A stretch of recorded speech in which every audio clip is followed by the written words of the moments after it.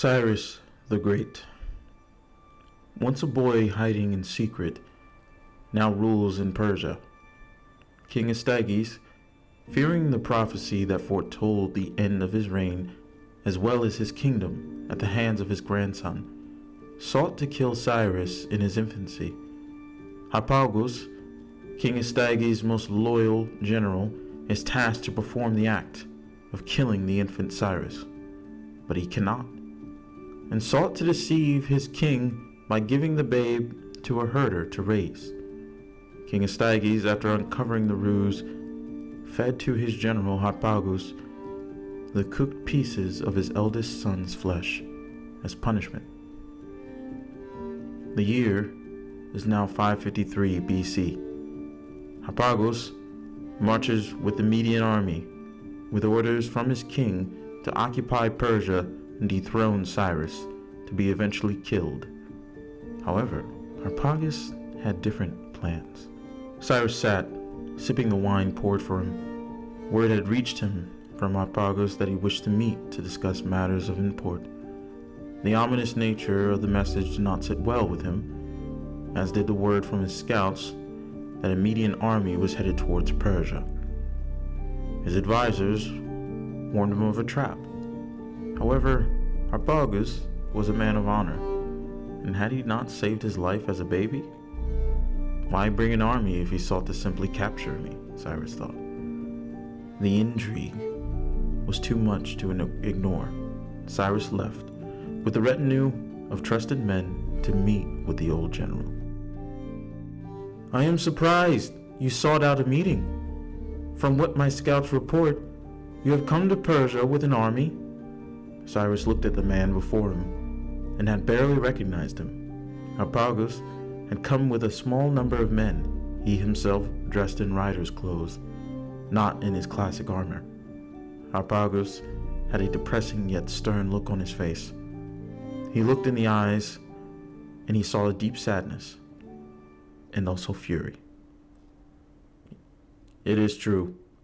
Your grandfather has ordered me to dethrone you, send you back to Media to be executed, while I stay to oversee a transition of power over these lands.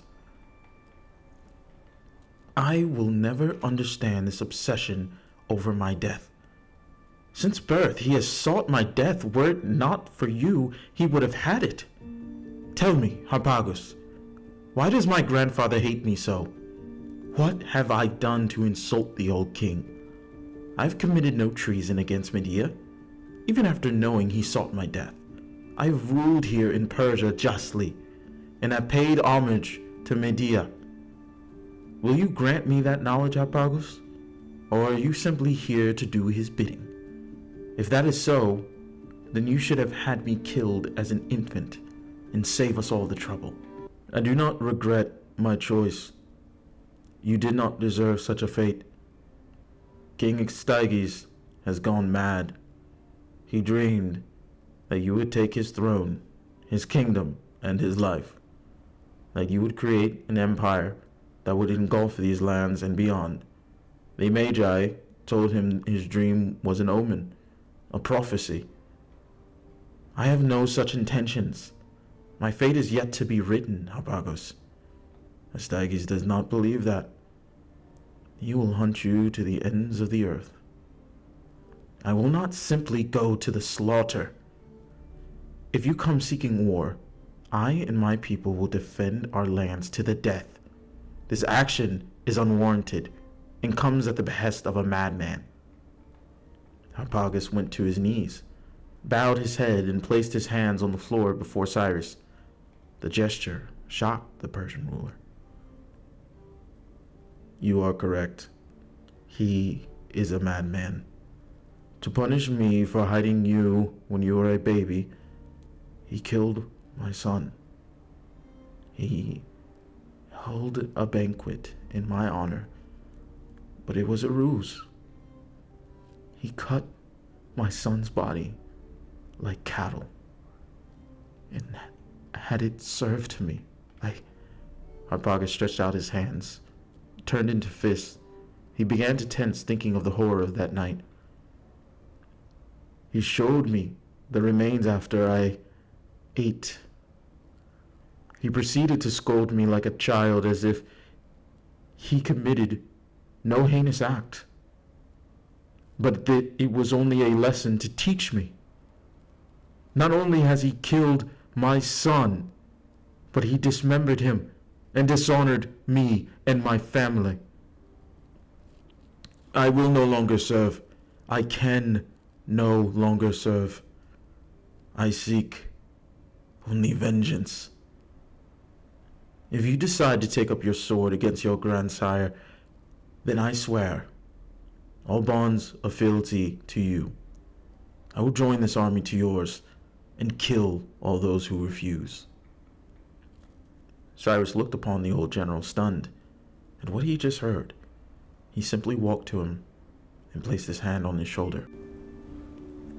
I will take up arms against Medea, against the king, and I will seize his throne. Harpagus stood, looking into the eyes of Cyrus, seeing the same greatness he had seen since he was a boy. Then what are your orders, my king? The defection of Harpagus was a huge blow to the Median army, and now Cyrus prepared to launch his rebellion, with the very army sent to destroy him at his command. Fearing that General Harpagus had failed in his task, King Astyages sent 300 cavalrymen to apprehend Cyrus and bring him back for the execution. If he refused, the men were ordered to take the young lord's head. The cavalrymen met with Cyrus.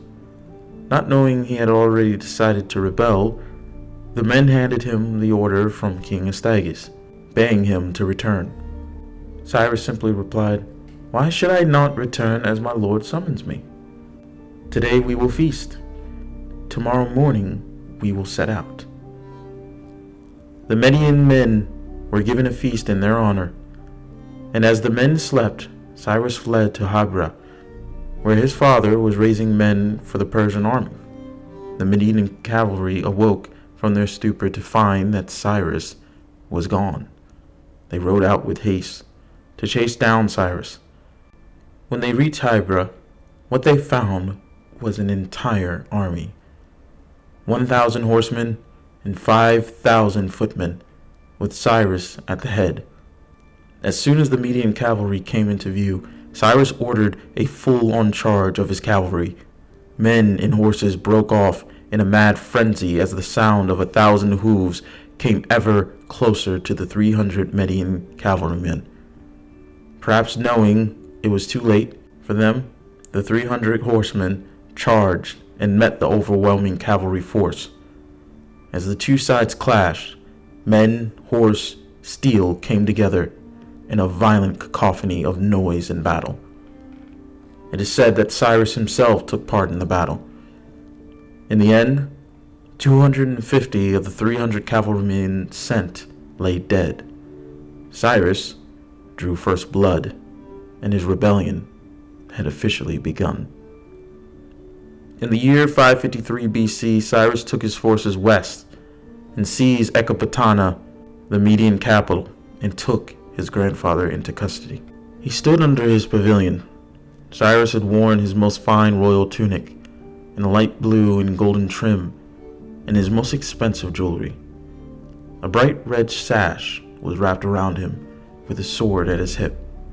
Next to him was Harpagus, still in his armor, yet his gear was so polished one would not know he had just finished fighting a war. Around him were servants conducting their duties while finding time to gaze into the courtyard where Cyrus stood, and soldiers looking to get a spot to view the proceedings. For it is not every day for a person to see a king in chains, and for another king to take his throne. The Median king was soon brought before him. The two men looked at each other for the moment, Cyrus seeing a man who had aged past his prime, and saw the look of fear and anger in his grandfather's eyes. King Astyages, seeing a look in Cyrus that he saw when he was a boy, and that same look that made men want to follow him. Grandfather, it is good to see you.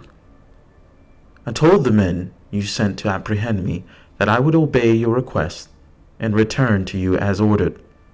Well, here I am. Do not mock me, boy. You, Harpagus punched the old king, sending him to the ground.